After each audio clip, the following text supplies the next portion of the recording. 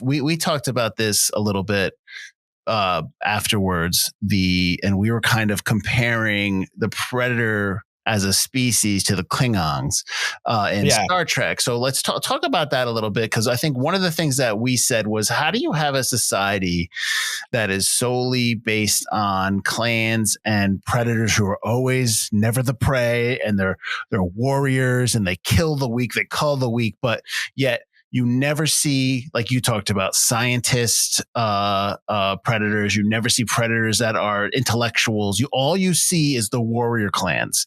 But like, somebody designs these ships, somebody designs this weaponry. So talk a little bit about, I guess, the comparisons we were making with the Klingon race from Star Trek universe and the Predators. You kind of said it.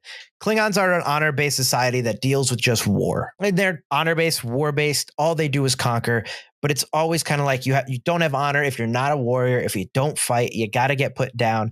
You kill well, not always, but you can kill the captain, take command, and then raise to the ranks. And it just doesn't make a lot of sense. And they go into it in Star Trek: The Next Generation a little bit when you get a little deeper into their society. They have laws. They have some people that don't fight. But it's still really hard to believe that this society becomes so advanced and was advanced before humans.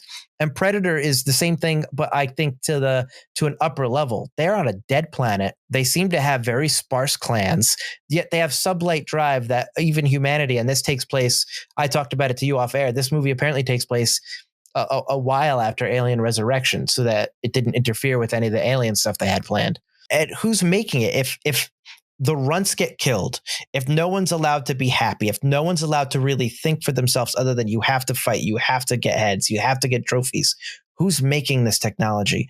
Who is creating all this? Unless the Yautja are kind of a society that protects a bigger alien species that gives them this technology and allows them to be violent but somewhat intelligent. But this is me, and you hate this when we do it on the show. This is me assuming, because right now I don't understand. It doesn't jive, and I get that it's an action movie, and I can, while I'm watching it, put that thought aside.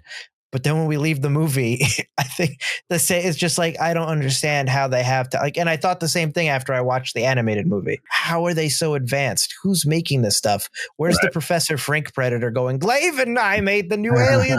Where is that character? I need to see that.